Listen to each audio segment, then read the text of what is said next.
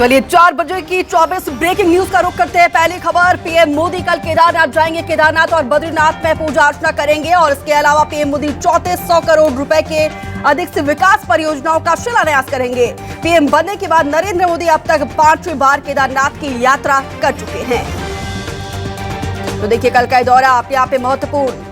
तो चलिए अगली ब्रेकिंग न्यूज का रुख करते हैं। दिवाली से पहले पीएम युवाओं को देंगे बड़ी सौगात। पीएम 22 अक्टूबर को 75,000 युवाओं को देंगे जॉब सर्टिफिकेट। वीडियो कॉन्फ्रेंसिंग के जरिए युवाओं को जॉब सर्टिफिकेट देंगे। पीएम के साथ देश भर के कैबिनेट मंत्री और सांसद भी जुड़ेंगे।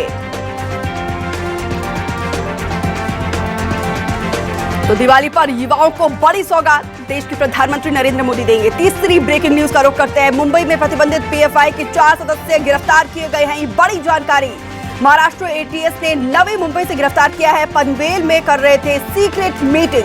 वाराणसी से आईएस का संदिग्ध आतंकी भी गिरफ्तार हुआ है। वाराणसी को दहलाने के लिए ब्लैक पाउडर बना रहा था। तो देखिए यहाँ पर पुलिस को बड़ी कामयाबी हासिल हुई है। मुंबई में पीएफआई के 4 सदस्यों को गिरफ्तार कर लिया है।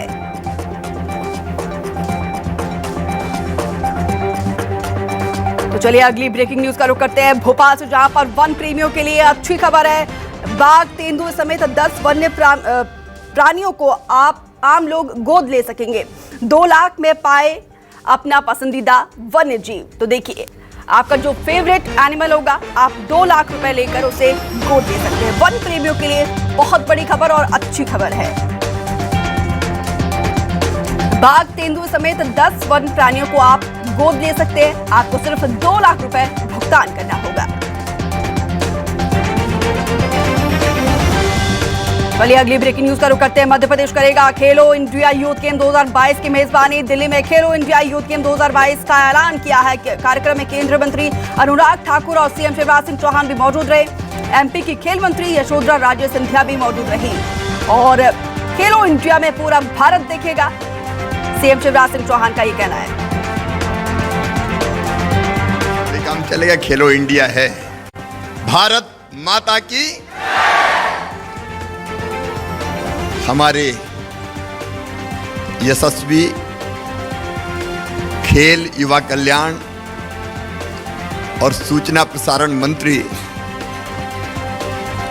जो प्रधानमंत्री जी के संकल्प की पूर्ति के लिए दिन और रात जुटे हुए हैं, श्रीमान अनुराग ठाकुर जी, मैं आपको हृदय से धन्यवाद देता हूं।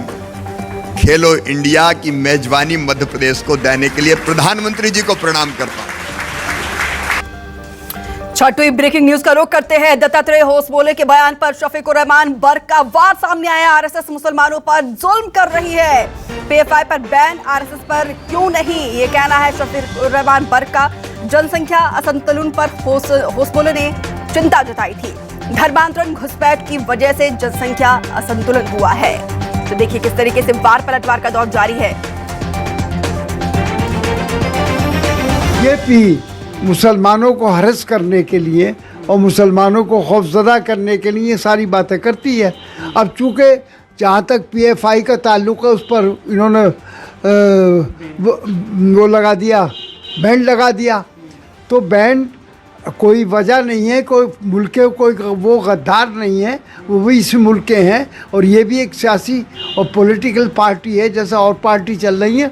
तो आज तक कभी आरएसएस पर तो बैंड नहीं लगाया गया, जबकि जो आरएसएस का सिर्फ ये काम है कि जगह जगह मुसलमानों के साथ उनके साथ जुल्म करना, ज़्यादती करना, उनके साथ, ये उनका काम है। चलिए 7वीं ब्रेकिंग न्यूज का रुख करते हैं। भोपाल शहर, जहां पर करोड़ों की फर्जीवाड़ी मामले में ईओडब्ल्यू ने बड़ी कार्रवाई की है। बाइक टैक्सी सर्विस के दाम पर लोगों से करोड़ों का फर्जीवाड़ा सामने आया है। 60 से ज्यादा लोगों को लगाया करोड़ों का चूना। ईओडब्ल्यू की जांच ने ये बड़ा खुलासा किया है। इकोनॉमिक ऑफेंस विंग ने यहां पर बड़ी कार्रवाई की है, करोड़ों की फर्जीवाड़ा का खुलासा किया है। अगली ब्रेकिंग न्यूज का रुख करते हैं। जबलपुर से, जहां पर तलगर में बने मार्केट में भीषण आग लग गई और दमकल की गाड़ियां यहां पर आग बुझाने की कोशिश कर रही है। आग लगने से अफरा तफरी का माहौल है। लाखों के नुकसान की आशंका भी यहां पर जताई जा रही है। तुलाराम चौक का ये पूरा मामला बताया जा रहा है। हालांकि अभी तक आग लगने के कारणों का पता नहीं चल पाया है, लेकिन देखिए आग लगने के बाद जो तस्वीरें हैं वो आपको दिखा रहे हैं। अगली ब्रेकिंग न्यूज का रुख करते हैं। भोपाल से, जहां पर मध्य प्रदेश में लिव इन को लेकर सरकार ने बड़ा फैसला लिया है। महिलाओं की शिकायत पर सीधे दर्ज नहीं होगा दुष्कर्म का केस, अब पुरुष का पक्ष भी सुनेगी मध्य प्रदेश पुलिस। शिकायत मिलने पर दोनों के बीच पहले मध्यस्थता करवाई जाएगी और लिव इन के फैसले पर भी गृह मंत्री नरोत्तम मिश्रा का बयान सामने आया है। इसी बीच एक और बड़ी खबर का रुख करते हैं इंदौर से आ रही है, जहां पर पुलिस का ऑपरेशन प्रहार लगातार जारी है।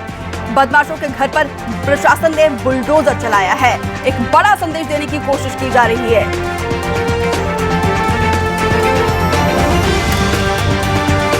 बारहवीं ब्रेकिंग न्यूज का रुख करते हैं रायपुर से आ रही है, जहां पर नारायण चंदेल का बघेल सरकार पर हमला सामने आया है। बगैर तैयारी के छत्तीसगढ़ ओलंपिक करवा रही है बघेल सरकार, और देखिए यहां पर किस तरीके से विपक्ष की तरफ से निशाना साधा गया है।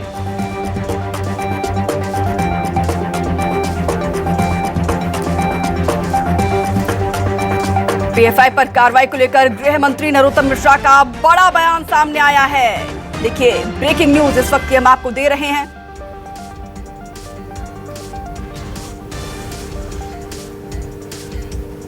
निकलने का। हाँ सर। हाँ, वो 8 बजे बालाघाट पहुंची है और हमको बिठा ली और अभी तक की नहीं निकली है। हाँ, और लेकिन ये जो पुलिस कार्रवाई कर रही है, अच्छी कार्रवाई कर रही है? नहीं, बहुत अच्छी कार्रवाई कर रही है। उन्होंने हमको ये भी बोला है कि हमको सही टाइम में, आपका 6 बजे का पहुंचने का टाइम है, आप करेक्ट है, आपको 6 बजे पहुंचाएंगे, बल्कि आप लेट नहीं कर रहे, उससे कोई दिक्कत नहीं है। बच्चों बोले हम पूरे बच्चों को सेफ्टी वहाँ पहुँचा देंगे करके। 18वीं ब्रेकिंग न्यूज का रुख करते हैं छतरपुर से आ रहे, जहां पर इंसानियत एक बार फिर से यहाँ पे शर्मसार हुई है। मासूम की मौत के बाद नहीं मिला शव वाहन और शव को कंधे में लेकर एम्बुलेंस के लिए भटकते रहे परिजन। कंधे पर शव ले जाने के लिए मजबूर हुए परिजन। मिट्टी से दबने से हुई थी 4 साल के मासूम की दुखद मौत।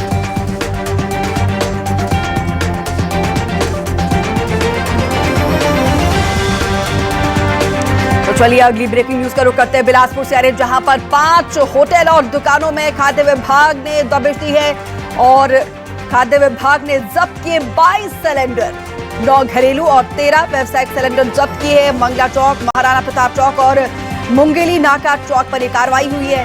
गैस सिलेंडर को लेकर कालाबाजारी लगातार सामने आ रही है।